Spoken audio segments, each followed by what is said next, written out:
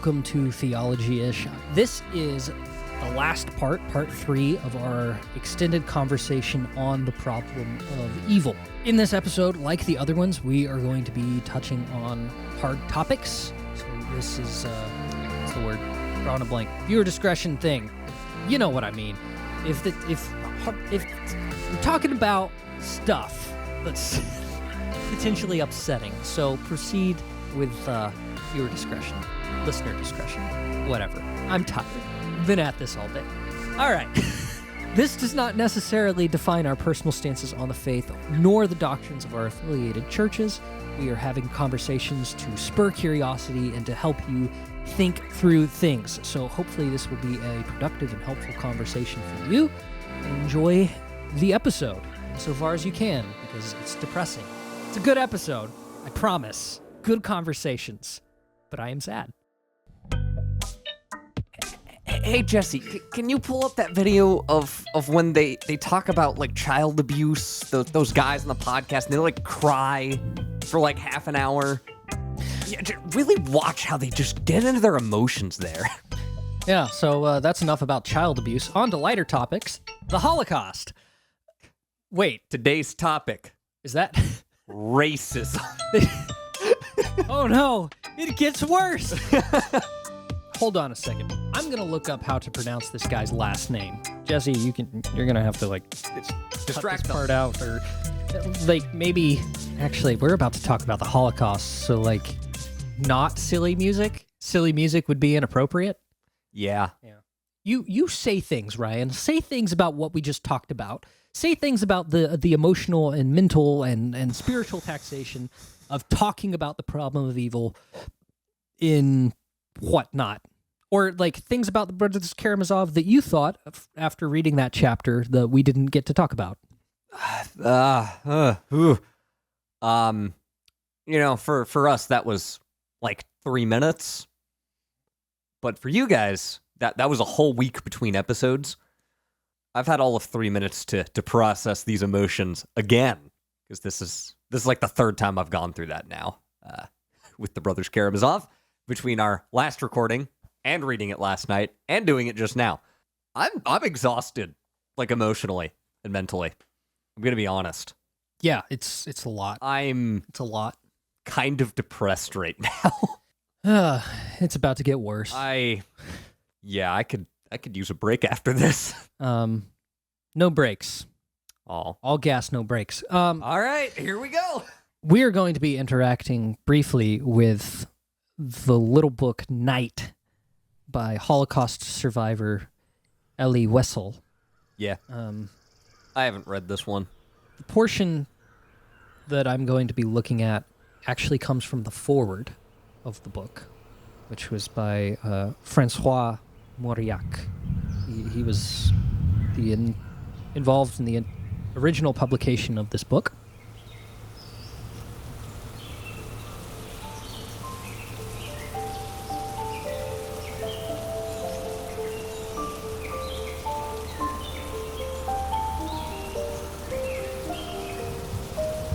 He writes, "On that most horrible day, even among all those other bad days, when the child witnessed the hanging, yes, of another child, who he tells us had the face of a sad angel,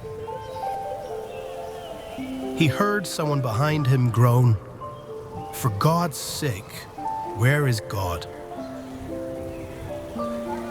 And from within me I heard a voice answer, 'Where he is, this is where, hanging here from the gallows.'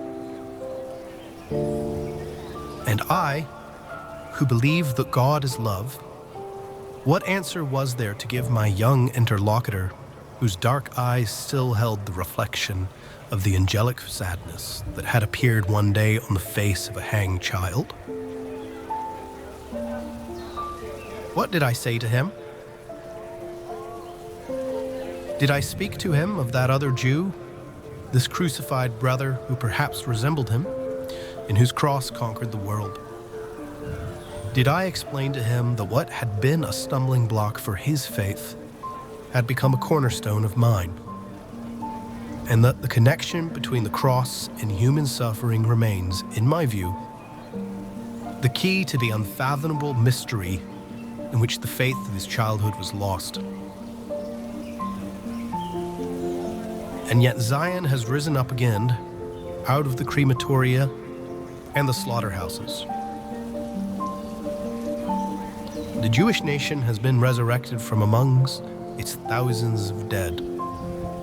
It is they who have given it new life. We do not know the worth of one single drop of blood, one single tear. All is grace. If the Almighty is the Almighty, the last word for each of us belongs to Him. That is what I should have said to the Jewish child. But all I could do was embrace him and weep. And I'm gonna lose my shit.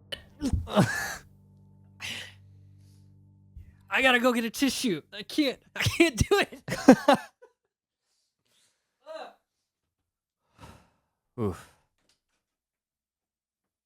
Well, there you have it. The first tears shed on this show. So the context of that quote is a kid in the camp that Elie Wiesel, I don't know. I looked up how to pronounce it, and it's not much clearer to me. Yeah. The person in the YouTube video said Elie Wiesel. That doesn't sound right. That doesn't sound right. I'll trust YouTube person. Elie Wiesel. The concentration camp that he's in, a kid stole three children stole extra rations of soup or bread or whatever it was that they were being fed, and they were hung for it, and they paraded them out, and they called everyone in the camp to come and watch, and they hung these three kids, and one of them was about the same age as Mr. Wiesel, and someone says, as they're hanging them, "Where is God?" And Wiesel says he's there, hanging from the gallows.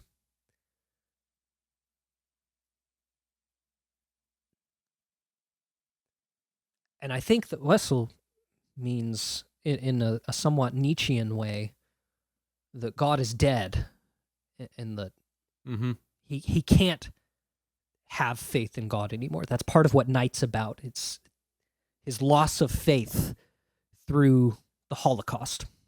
And the author of The Ford, Francois Mauriac, he hears that, and his mind goes to Christ and the suffering Christ, who God's theodicy. So we have Leibniz's theodicy, which is that this is the best of all possible worlds.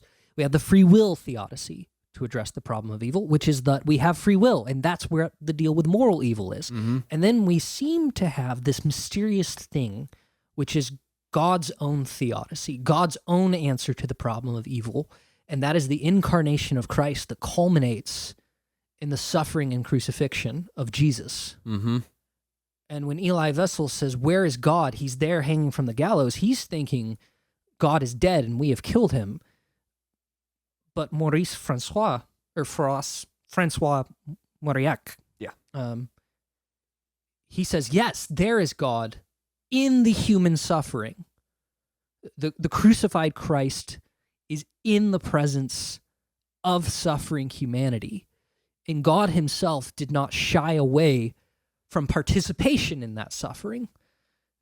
So when people say, well, how could God let this happen to us? Well, God doesn't just let it happen to us. He let it happen to himself. We don't go through anything that Jesus Christ himself wasn't willing to be subjected to. Yeah. And in the words of Ivan Karamazov, this is a truth from heaven. This is a mystery that he does not understand. And it's a mystery to me too, and I don't understand it. But what do you think about that, man? What do you think about what does the crucifixion and the fact that Jesus Christ, God incarnate, suffers, how should that inform our understanding of the problem of evil and human suffering? Or is it even relevant? I think it is relevant. In the words of a man much smarter than I am, what is not assumed is not healed. Yeah, that's our boy, Irenaeus. While that doesn't address the problem of evil being, it does address the solution. Our pain, the evil we experience, is healed through Christ's assumption of the very same. And I think he's probably right about that. If not, at the very least, certainly on the right track to the right thing. Yeah. In John's gospel, Jesus says that the sign of the serpent in the wilderness will be given to them. And he's referencing, of course, the bronze serpent that Moses puts on the staff and sets up in the middle of the camp. And when people are bit by these venomous serpents, they can look upon this image of the bronze serpent raised up, and they will be healed. And he says that just as that serpent was lifted up in the wilderness, so too will the Son of Man be lifted up. So even in the words of Christ, there is an understanding there where the healing and the fixing of the human condition, which is suffering and death, only comes through the cross. It is only through that image of the suffering itself lifted up do we get healing. The human can only be healed because God became human. The suffering can only be healed through the suffering of God himself. And the evil of this world can only be healed through that very same evil through God. Christ has to enter into death as a means of healing death, and he has to enter into suffering as a means of healing suffering, and he has to enter into humanity to heal humanity. It's all in all. I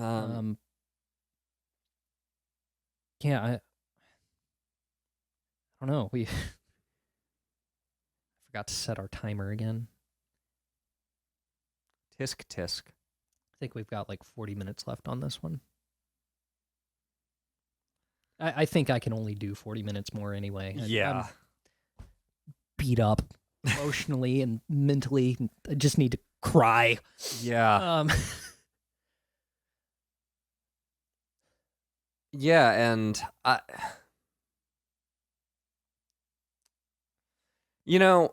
some people might look at that and respond in turn by saying, well, Christ didn't suffer sexual abuse, so how was sexual abuse healed? And he didn't suffer from sickness, so how was sickness healed? Or he didn't suffer from this or from that specifically, so how is that healed? So Irenaeus, our good friend who teaches us that what is not assumed is not healed, he has I don't have a good term for this, so I'm going to make one up on the spot. Okay. A generic anthropology. Okay. Christ assumes humanity, and that heals humanity fully, even though the humanity he assumes is a male humanity. It still applies to females. Christ engages in labor, but only a specific type of labor, only like building carpentry type labor. Yeah. But he heals labor generally. Farm work is still healed and made, transformed and made new through the work of Christ in carpentry stuff. Suffering physically is healed through Christ's suffering, even though it's not necessarily like suffering because of a medical condition. It's still suffering and suffering bodily, and that's sufficient. We don't know if the Gospels never say that Jesus never got sick. It's true. He might have been really sick. He experiences hunger, although he never actually starves to death, but he does heal the experience of hunger by assuming. So, like, Christ participates in a specific style of humanity because you can only be human once in one way, right? Otherwise, the incarnation's a special thing. We can't have it again and again and again for him to do all different types of humanity for all different strokes of folks. But the humanity he does assume is, although a specific one, has generic human experiences that extend to specifics outside of what Jesus Christ personally experienced. Does that make sense? Yeah. That's kind of the idea that Irenaeus has. The word he uses is recapitulation. Christ recapitulates all of the human experience in himself. And recapitulation is just a fancy word for like restating or summarizing. At the end of a paper, your conclusion paragraph is a capitulation. A recapitulation. Recapitulation. A capitulation, Yes. which you would assume might be like just stating something the first time based off the definition of recapitulation. Capitulation means to like give up or to yield or surrender. Yeah. And recapitulation is an entirely different word. Very weird. That means something else. Yeah. It's weird. I don't know what the etymology there is, but... Yeah, and I think something to consider, too, when just dealing with the problem of evil, the problem of suffering, the problem of pain, the problem of every awful, horrible, heinous, terrible thing that can and will and has happened is, and I want to make this incredibly clear. This is far from pastoral. Don't use this on the pulpit, right? This is not a pastoral response in any fashion. Yeah, you may have been beat by your spouse.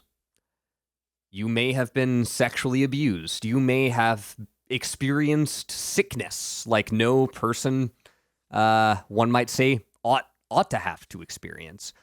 You may experience the worst, most awful things this world has to offer. But which is worse? Being beat?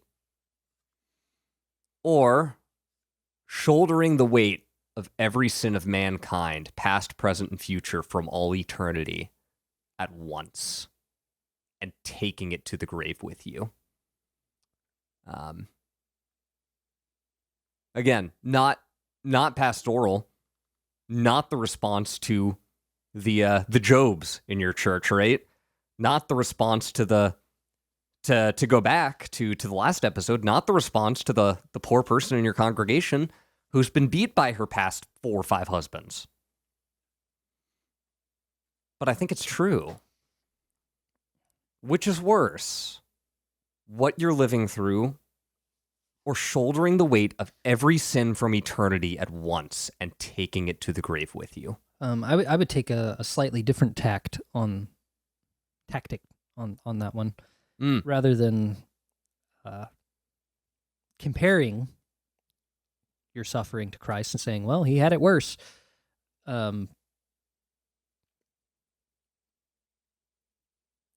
Looking at it as Christ is suffering with and for you. It's not that his suffering is worse than yours, although it is. Probably was. Yeah. But he enters into the suffering that you experience, and through that, it has a transformative effect on the suffering. It is the suffering that used to be nothing other than suffering becomes that narrow gate. It becomes the way through the Son that we get to the Father, and this is a mystery and a marvelous thing, and can be phrased in ways that are more pastoral. Yes. I don't know if I'm up to the task of phrasing it more pastorally, but perhaps I've gotten that ball rolling enough for our listeners to figure that out on their own. Mm-hmm. Oh, man. You know, Gonna be honest, this feels harder the second time. I feel like A lot harder. I expected it to be easier, and somehow it's not. No, because I was like, oh, we already did this. We'll go through all the same broad strokes discussions. I kind of thought that it would be weird to do it a second time because we'll just end up going through the motions, and like. But this is hitting me harder this time. Yeah, like a lot harder. Somehow feeling worse about myself and feeling more conviction. And I'm running out of words to say, frankly, because I don't know what do we do with this? What's the takeaway from all of this, right? We've gone through the theodicies that you've kind of cherry-picked for this, and we've gone through some of these arguments, and we've discussed the awful, deplorable, horrible things that are tied up in this. But what do we do with all this? What's our application for the day? What's our like sermon big point, right? You know how like a lot of Baptist pastors or like Protestant pastors will have like their main idea for like their sermons, and pastors, especially Baptist pastors, love their sermon series, They've always got their main idea for each sermon. This is the big idea. What's our big idea here? What do we do with all of this? Because what I feel like doing right now is curling up in a ball and weeping.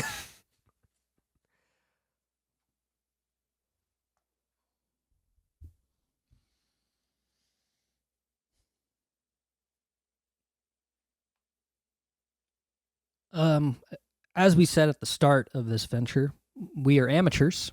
Yeah. I'm a truck driver. Ryan is an exterminator. We are not philosophers. We are not theologians. We are enthusiasts. There are people who are philosophers and are theologians who have taken a stab at this thing, and they've done much better jobs than we can. Yeah. Especially given that we're trying to do this in 3 hours. If you're interested in continuing this train of thought and tracing out the problem of evil and wrestling with this, I highly suggest The Consolation of Philosophy by Boethius. Mm-hmm. And The Problem of Pain by C.S. Lewis. Yep. I am running out of my own words, just like you. The first time we recorded this, at this point, we attempted to formulate our own theodicies. Yeah. Based off the conversation that we had up to that point. Yeah. I don't want to do that today. Mm-hmm. I don't have much in the tank. Yeah. So what I'm going to do is I'm going to read the last chapter of The Problem of Pain by C.S. Lewis. Mm. And he does a mighty fine job of summarizing everything, and a better job than I think I can do at the moment. Yeah. So if that's all right with you, I'd like to do that. I think that would be mighty fine. All right. This is The Problem of Pain by C.S. Lewis, Chapter 10, Heaven. I reckon, said St. Paul, that the sufferings of this present time are not worthy to be compared with the glory that shall be revealed in us. If this is so, a book on suffering which says nothing of heaven is leaving out almost the whole of one side of the account. Scripture and tradition habitually put the joys of heaven into the scale against the sufferings of earth, and no solution of the problem of pain which does not do so can be called a Christian one. We are very shy nowadays of even mentioning heaven. We are afraid of the jeer about pie in the sky, and of being told that we are trying to escape from the duty of making a happy world here and now into dreams of a happy world elsewhere. But either there is pie in the sky or there is not. If there is not, then Christianity is false, for this doctrine is woven into its whole fabric. If there is, then this truth, like any other, must be faced, whether it is useful at political meetings or no. Again, we are afraid that heaven is a bribe, and that if we make it our goal, we shall no longer be disinterested. It is not so. Heaven offers nothing that a mercenary soul can desire. It is safe to tell the pure in heart that they shall see God, for only the pure in heart want to. There are rewards that do not sully motives. A man's love for a woman is not mercenary because he wants to marry her, nor his love for poetry mercenary because he wants to read it, nor his love of exercise less disinterested because he wants to run and leap and walk. Love, by definition, seeks to enjoy its object. You may think that there is another reason for our silence about heaven, namely that we do not really desire it, but that may be an illusion. What I am now going to say is merely an opinion of my own without the slightest authority, which I submit to the judgment of better Christians and better scholars than myself.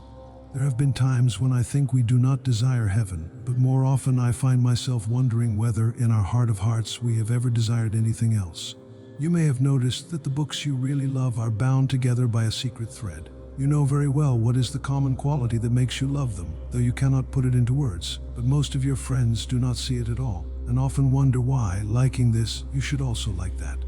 Again, you have stood before some landscape, which seems to embody what you have been looking for all your life, and then turn to the friend at your side who appears to be seeing what you saw. But at the first words, a gulf yawns between you, and you realize that this landscape means something totally different to him, that he is pursuing an alien vision and cares nothing for the ineffable suggestion by which you are transported. Even in your hobbies, has there not always been some secret attraction which the others are curiously ignorant of, something not to be identified with, but always on the verge of breaking through, the smell of cut wood in the workshop or the clap-clap of water against the boat's side? Are not all lifelong friendships born at the moment when at last you meet another human being who has some inkling but faint and uncertain even in the best, of that something which you were born desiring, and which, beneath the flux of other desires and in all the momentary silences between the louder passions night and day, year by year, from childhood to old age, you are looking for, watching for, listening for? You have never had it. All the things that have ever deeply possessed your soul have been but hints of it. Tantalizing glimpses, promises never quite fulfilled, echoes that died away just as they caught your ear. But if it should really become manifest, if there ever came an echo that did not die away but swelled into the sound itself, you would know it. Beyond all possibility of doubt, you would say, "Here at last is the thing I was made for." We cannot tell each other about it. It is the secret signature of each soul, the incommunicable and unappeasable want. The thing we desired before we met our wives or made our friends or chose our work, and which we shall still desire on our deathbeds when the mind no longer knows wife or friend or work. While we are, this is. If we lose this, we lose all. This signature on each soul may be a product of heredity and environment, but that only means that heredity and environment are among the instruments whereby God creates a soul. I am considering not how, but why He makes each soul unique. If He had no use for all these differences, I do not see why He should have created more souls than one. Be sure that the ins and outs of your individuality are no mystery to Him, and one day they will no longer be a mystery to you. The mold in which a key is made would be a strange thing if you had never seen a key, and the key itself a strange thing if you had never seen a lock. Your soul has a curious shape because it is a hollow made to fit a particular swelling in the infinite contours of the divine substance, or a key to unlock one of the doors in the house with many mansions. For it is not humanity in the abstract that is to be saved, but you, the individual reader, John Stubbs or Janet Smith. Blessed and fortunate creature, your eyes shall behold Him and not another's. All that you are, sins apart, is destined, if you will let God have His good way, to utter satisfaction. The Brock inspector looked to every man like his first love, because she was a cheat. But God will look to every soul like its first love, because He is its first love. Your place in heaven will seem to be made for you and you alone, because you were made for it stitch by stitch as a glove is made for a hand. It is from this point of view that we can understand hell in its aspect of privation. All your life an unattainable ecstasy has hovered just beyond the grasp of your consciousness.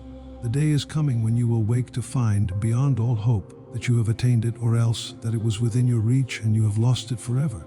This may seem a perilously private and subjective notion of the pearl of great price, but it is not. The thing I am speaking of is not an experience. You have experienced only the want of it. The thing itself has never actually been embodied in any thought or image or emotion. Always it has summoned you out of yourself. And if you will not go out of yourself to follow it, if you sit down to brood on the desire and attempt to cherish it, the desire itself will evade you. The door into life generally opens behind us, and the only wisdom for one haunted with the scent of unseen roses is work. This secret fire goes out when you use the bellows. Bank it down with what seems unlikely fuel of dogma and ethics, turn your back on it and attend to your duties, and then it will blaze. The world is like a picture with a golden background, and we the figures in that picture. Until you step off the plane of the picture into the large dimensions of death, you cannot see the gold. But we have reminders of it. To change our metaphor, the blackout is not quite complete. There are chinks. At times the daily scene looks big with its secret. Such is my opinion, and it may be erroneous. Perhaps this secret desire also is part of the old man and must be crucified before the end. But this opinion has a curious trick of evading denial. The desire, much more the satisfaction, has always refused to be fully present in any experience. Whatever you try to identify with it turns out to be not it but something else, so that hardly any degree of crucifixion or transformation could go beyond what the desire itself leads us to anticipate. Again, if this opinion is not true, something better is. But something better, not this or that experience, but beyond it, is almost the definition of the thing I am trying to describe. A sip of water. Water acquired. The thing you long for. The thing you long for summons you away from the self. Even the desire for the thing lives only if you abandon it. This is the ultimate law. The seed dies to live. The bread must be cast upon the waters. He that loses his soul will save it. But the life of the seed, the finding of the bread, the recovery of the soul are as real as the preliminary sacrifice. Hence it is truly said of heaven, in heaven there is no ownership. If any there took upon him to call anything his own, he would straightway be thrust out into hell and become an evil spirit. But it is also said, to him that overcometh I will give a white stone, and in the stone a new name written, which no man knoweth saving he that receiveth it. What can be more a man's own than this new name, which even in eternity remains a secret between God and him? And what shall we take this secrecy to mean? Surely that each of the redeemed shall forever know and praise some one aspect of the divine beauty better than any other creature can. Why else were individuals created, but that God, loving all infinitely, should love each differently? And this difference, so far from impairing, floods with meaning the love of all blessed creatures for one another, the communion of the saints. If all experienced God in the same way and returned him an identical worship, the song of the church triumphant would have no symphony. It would be like an orchestra in which all the instruments played the same note. Aristotle has told us that a city is a unity of unlikes, and St. Paul that a body is a unity of different members. Heaven is a city and a body, because the blessed remain eternally different. A society, because each has something to tell all the others. Fresh and ever fresh news of the my God, whom each finds in him, whom all praise as our God. For doubtless the continually successful, yet never completed, attempt by each soul to communicate its unique vision to all others, and that by means whereof earthly art and philosophy are but clumsy imitations, is also among the ends for which the individual was created. For union exists only between distincts, and perhaps from this point of view we catch a momentary glimpse of the meaning of all things. Pantheism is a creed not so much false as hopelessly behind the times. Once, before creation, it would have been true to say that everything was God. But God created. He caused things to be other than himself that, being distinct, they might learn to love him and achieve union instead of mere sameness. Thus he also cast his bread upon the waters. Even within the creation we might say that inanimate matter, which has no will, is one with God in a sense in which men are not. But it is not God's purpose that we should go back into that old identity as perhaps some pagan mystics would have us do, but that we should go on to the maximum distinctness there to be reunited with him in a higher fashion. Even within the Holy One himself, it is not sufficient that the Word should be God, it must also be with God. The Father eternally begets the Son, and the Holy Ghost proceeds. Deity introduces distinction within itself, so that the union of reciprocal loves may transcend mere arithmetical unity or self-identity. But the eternal distinctness of each soul, the secret which makes of the union between each soul and God a species in itself, will never abrogate the law that forbids ownership in heaven. As to its fellow creatures, each soul, we suppose, will be eternally engaged in giving away to all the rest that which it receives. And as to God, we must remember that the soul is but a hollow which God fills. Its union with God is, almost by definition, a continual self-abandonment, an opening, an unveiling, a surrender of itself. A blessed spirit is a mold ever more and more patient of the bright metal poured into it, a body ever more completely uncovered to the meridian blaze of the spiritual sun. We need not suppose that the necessity for something analogous to self-conquest will ever be ended, or that eternal life will not also be eternal dying. It is in this sense that, as there may be pleasures in hell, God shield us from them, there may be something not all unlike pains in heaven, God grant us soon to taste them. For in self-giving, if anywhere, we touch a rhythm not only of all creation but of all being. For the eternal Word also gives himself in sacrifice, and that not only on Calvary. For when he was crucified, he did that in the wild weather of his outlying provinces which he had done at home in glory and gladness. From before the foundation of the world he surrenders begotten deity back to begetting deity in obedience. And as the Son glorifies the Father, so also the Father glorifies the Son. And, with submission, as becomes a layman, I think it was truly said, God loveth not himself as himself, but as goodness. And if there were aught better than God, he would love that and not himself. From the highest to the lowest, self exists to be abdicated, and, by that abdication, becomes the more truly self, to be thereupon yet the more abdicated, and so forever. This is not a heavenly law which we can escape by remaining earthly, nor an earthly law which we can escape by being saved. What is outside the system of self-giving is not earth, nor nature, nor ordinary life, but simply and solely hell. Yet even hell derives from this law such reality as it has. That fierce imprisonment in the self is but the obverse of the self-giving which is absolute reality, the negative shape which the outer darkness takes by surrounding and defining the shape of the real, or which the real imposes on the darkness by having a shape and positive nature of its own. The golden apple of selfhood, thrown among the false gods, became an apple of discord because they scrambled for it. They did not know the first rule of the holy game, which is that every player must by all means touch the ball and then immediately pass it on. To be found with it in your hands is a fault, to cling to it, death. But when it flies to and fro among the players, too swift for eye to follow, and the great master himself leads the revelry, giving himself eternally to his creatures in the generation and back to himself in the sacrifice of the word, then indeed the eternal dance makes heaven drowsy with the harmony. All pains and pleasures we have known on earth are early initiations in the movements of that dance, but the dance itself is strictly incomparable with the sufferings of this present time. As we draw nearer to its uncreated rhythm, pain and pleasure sink almost out of sight. There is joy in the dance, but it does not exist for the sake of joy. It does not even exist for the sake of good or of love. It is love himself and good himself and therefore happy. It does not exist for us, but we for it. The size and emptiness of the universe which frightened us at the outset of this book should awe us still. For though they may be no more than a subjective byproduct of our three-dimensional imagining, yet they symbolize great truth. As our earth is to all the stars, so doubtless are we men and our concerns to all creation. As all the stars are to space itself, so are all creatures, all thrones and powers and mightiest of the created gods, to the abyss of the self-existing being, who is to us Father and Redeemer and indwelling Comforter, but of whom no man nor angel can say nor conceive what he is in and for himself, or what is the work that he maketh from the beginning to the end.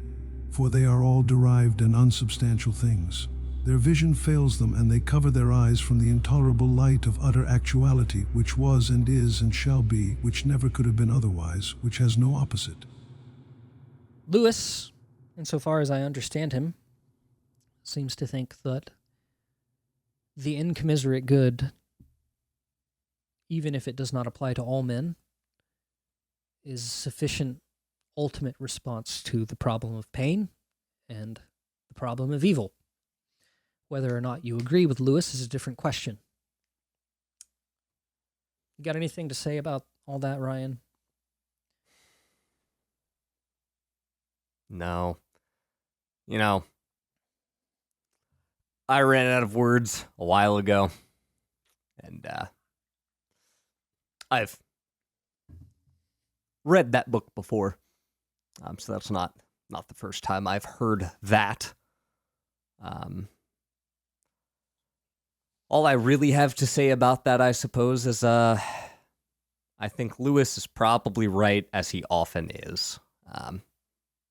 Lewis was big-brained and real smart, and I have it in good faith that Lewis knew what he was talking about a lot of the time. And I agree. It seems to be the case, at least to me, that it's Lewis's take that the incommensurate good is sufficient. At the very least, it's sufficient for him. And maybe it ought to be sufficient for us, too. I think if we had Lewis with us and could poke him and ask him some questions, I think he would say something like, the sufferings that we experience help to shape our soul to fit more properly into that communion with God. The life experience that you have makes you the kind of thing that you are. The kind of thing that you ultimately are is going to fit in a particular portion of divinity. Like that, is it an anime or a manga where there are like holes that are like shaped like this people? This is my hole. Yeah. It was made for me. Yeah, where there's like this weird wall with holes shaped like people. It's a horror manga. Yeah, and people like go into the hole because it fits them perfectly. Yeah. And then they're stuck in it. Right? Yeah, does the hole like eat them? Is there like a monster in the hole? I haven't actually read it. I've seen like the panel that image is from, though. It's a manga by Junji Ito, who is in recent years a very famous horror manga. You just writer. know who wrote that offhand. Yeah. Weeb. Anyway, I've read some of his stuff. If you're into horror, super good. Anyway, something like that, only it's a hole of benevolence instead of a horror hole. Instead of a horror hole, it's a good time hole. Wait. Oh, wait a minute. It's a don't phrase it like that. It's a hole of omnibenevolence and perfect union with the divine. Lewis's own words: there is joy and there is pleasure in the dance, but the dance is not itself joy, and it does not exist for the sake of joy. And perhaps there are going to be pleasures amongst those in hell, and I pray that I never see them. And perhaps there will be pains of sorts in heaven and in eternity with Christ, and I can't wait for the day that I get to experience them. Yeah. So there you go. That's our attempt at addressing the problem of pain insofar as we can. I hope that this extensive conversation has been somewhat helpful for you. Because if not, we're just emotionally wrecked for nothing. Yeah. Intellectually wrecked for nothing. You know, I was telling you between recordings here, man, I'm going to help some friends move right after this. So I get to go move boxes and furniture while also struggling with the internal emotional torment I've got going on up here. Yeah, and I feel like we've done a good job of addressing it intellectually. But I hope so, at least. Emotionally and like pastorally, no.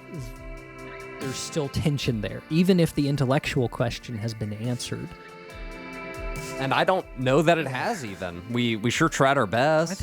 I think free will is sufficient to explain moral evils, because that's just those things are part and parcel. Mm-hmm. If free will, then the capacity for moral evils are inherent. So as far as that's concerned, I'm square, but it's still like, geez. Does Yvonne have a point? Yeah. I think Yvonne might be or at the very least, even if Yvonne and the Brothers Karamazov is wrong, and I think he probably is wrong, I can't help but feel and understand his problem. Yeah. You know, Yvonne, I think you're wrong, bud, but I feel you. I feel you. This is a truth not from earth. This is a revealed thing and a divine thing, and In the words of the disciples to Christ, this is a hard teaching, Lord. Who can accept this? Yeah. But also, same Christ who gives us the hard teaching, he also enters into the suffering himself. And God's theodicy, God's answer to the problem of evil is Christ crucified. And we can't make a big enough deal about that.